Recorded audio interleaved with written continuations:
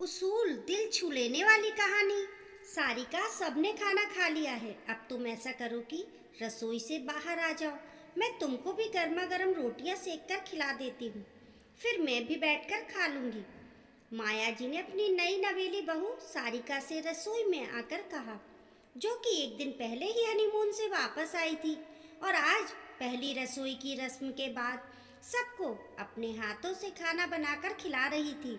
होशियार तो वह खैर थी ही पहले से, क्योंकि संयुक्त परिवार से जो इस घर में ब्याह कर आई थी, जहाँ पर घर की महिलाओं के साथ साथ बेटियों को भी रसोई संभालना बखूबी समझाया जाता था। ये क्या कह रही हैं मम्मी जी आप? सारिका तो माया जी की बात सुनकर एकदम से चौंक पड़ी। क्यों सारिका बेटा, मैंने कुछ गलत कह दिया क्या, जो तुम इतनी जोर से चौंक पड़ी? अब चौंकने की बारी माया जी की थी। नहीं मम्मी जी, आपने कुछ भी गलत नहीं कहा, लेकिन आप मुझको गर्मा गर्म रोटियां क्यों सेक कर खिलाएंगी? मैं खुद अपने लिए रोटियां बना रही हूँ और आपने भी तो अभी तक खाना नहीं खाया है। पहले आप खा लीजिए, फिर मैं खा लूँगी। सारिका ने सकुचाते हुए धीमे से कहा। उसको सचमुच यकीन नहीं हो रहा था कि उसकी सास उसको गरम रोटियां, वह भी खुद से पहले खिलाने की बात कर रही है। सारिका बेटा, क्या तुमको गरम रोटियां पसंद नहीं है? फिर से माया जी ने सारिका की ओर प्रश्नवाचक दृष्टि से देखा। नहीं मम्मी जी, ऐसी बात नहीं है। मुझे तो गर्म और करारी रोटियां बहुत ही ज़्यादा पसंद है। वहाँ घर पर तो मम्मी और भाभी मुझको सबसे पहले बिठाकर खाना खिलाती थी, लेकिन सारिका ने जानबूझकर अपनी बात अधूरी छोड़ दी। बेटा, लेकिन से तुम्हारा क्या मतलब है? ये तो मैं तुमसे बाद में पूछूंगी, लेकिन पहले अपनी थाली लगाओ और खाना खाने के लिए बैठो, वरना देर भी बहुत हो जाएगी और सारा खाना भी ठंडा हो जाएगा। तुम हटो, मैं रोटियां सेकती हूँ।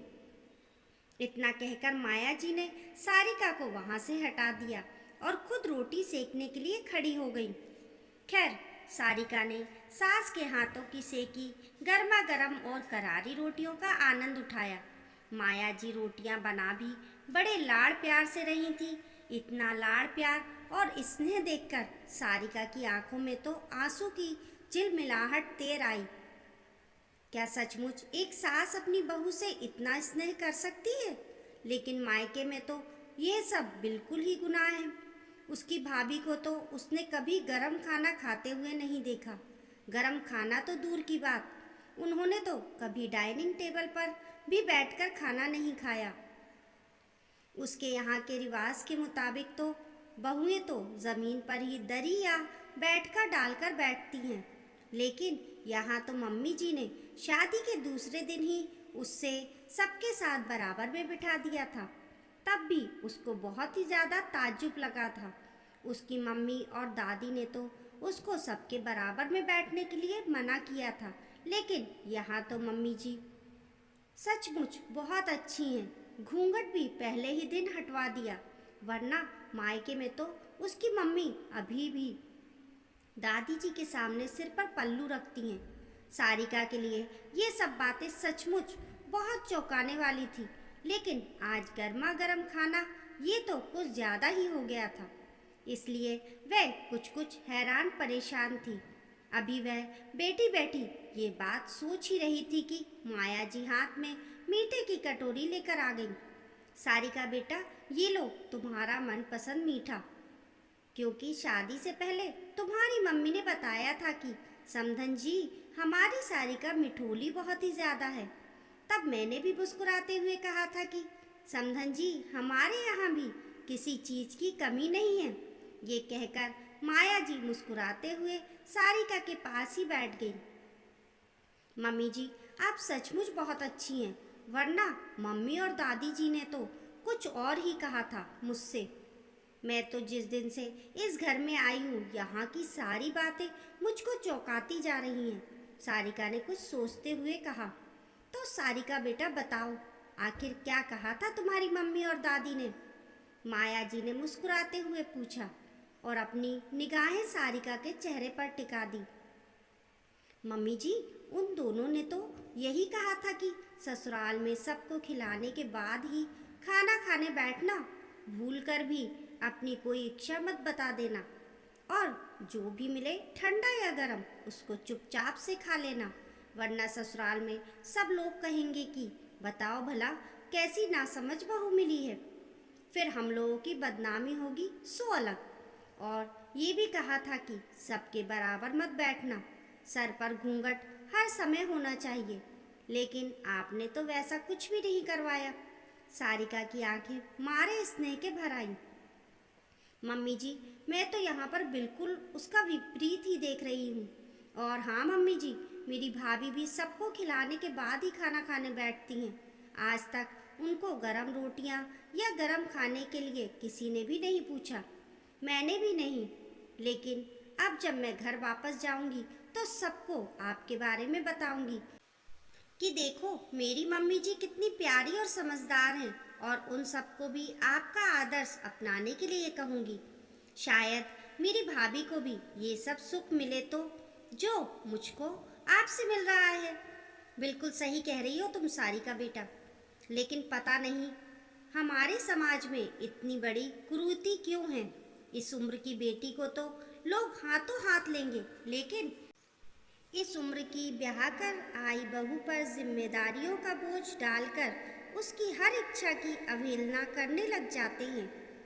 सबके बराबर मत बैठना, सर पर घूंघट जरूर होना चाहिए, खाना सबसे बाद में सबको खिलाकर बचा कुचा खाना खाना चाहिए। अरे भाई, जैसी बेटी वैसी बहू, क्या एक ही दिन में सब कुछ बदल जाता है? फिर लोग कहते हैं कि बहू तो बहू ही रहती है, बेटी सा प्यार नहीं दे सकती। अरे आप भी तो उसे बेटी सा प्यार दो, बहू अपने आप बेटी सा प्यार देने लगेगी। इतना कहकर माया जी कुछ सोचने पर मजबूर हो गई। वो भी तो जब ब्याह कर ससुराल आई थी तो यही कुरीतियाँ यहाँ पर भी व्याप्त थीं। एक दिन उसके लिए सब्जी नहीं बची तो वह अपने लिए दोबारा बनाने लगी। तभी उसकी सासू माँ वहाँ जाकर धमक कर बोली, ये क्या कर रही हो? अम्मा जी, मेरे लिए सब्जी नहीं बची, बस 2 आलू काट कर अपने लिए सब्जी बना रही थी। माया एकदम से काँप कर बोली, क्योंकि उसकी सासू माँ की आवाज़ बहुत ही कड़क थी और वह उनसे डरती भी बहुत थी। हमारे यहाँ ये सब नहीं चलता है कि बार बार सब्जी दाल बनाई जाए, घी नमक अचार किसी के साथ भी खाना खा लो। फिर से उन्होंने कड़क आवाज़ में कहा, लेकिन अम्मा जी, मुझे रूखा सूखा खाना नहीं खाया जाता। माया ने आंखों में आंसू भरकर बड़ी हिम्मत से कहा, नहीं खाया जाता तो फिर अब आदत डाल लो, क्योंकि हमारे यहाँ यही उसूल है। इतना कहकर माया की सास माचिस हाथ में उठाकर चलती बनी, क्योंकि तब चूल्हे पर खाना बनता था।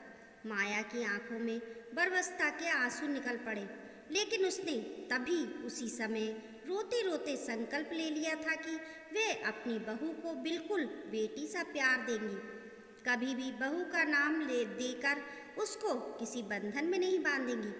और सचमुच आज से उसने इस परंपरा को बदलने की नींव डाल दी थी।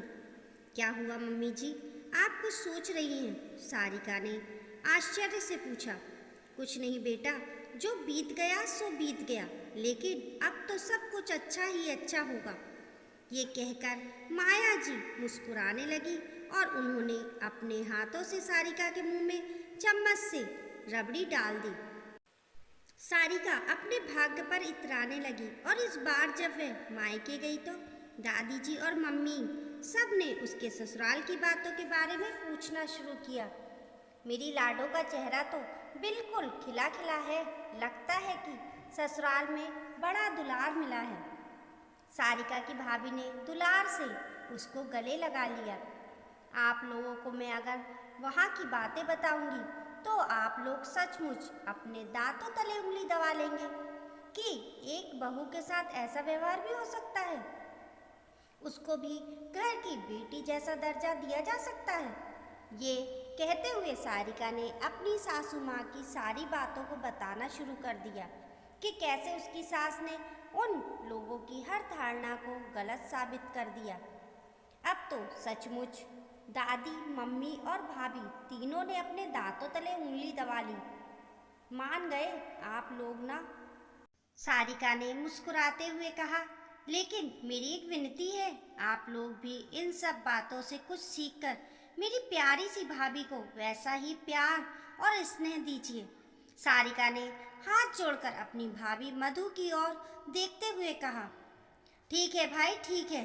अब से हमारे घर से भी ये सब फालतू के रिवाज बंद हो जाएंगे। अब से हमारी घर की बहू भी बिल्कुल घर की बेटियों की तरह रहेगी। दादी ने मुस्कुराते हुए कहा। मधु तो ये सुनकर एकदम से उछल ही पड़ी, क्योंकि सबसे ज्यादा दिक्कत का सामना उसी को करना पड़ता था।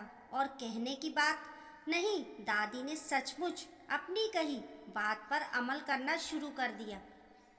अब तो मधु सारिका का बहुत बहुत आभार मानती और सारिका भी अपनी भाभी को खुश देखकर और भी ज़्यादा खुश हो गई। दोस्तों, समय के साथ बदलना ही जिंदगी का नियम है। हम बदलेंगे तभी तो जग बदलेगा। दोस्तों, आपकी इस बारे में क्या राय है, हमें कमेंट करके ज़रूर बताएं। पसंद आने पर लाइक और शेयर करें। ऐसी ही अच्छी अच्छी कहानियों के लिए चैनल को सब्सक्राइब करना ना भूलें। मिलते हैं फिर एक नई कहानी के साथ, तब तक के लिए नमस्कार।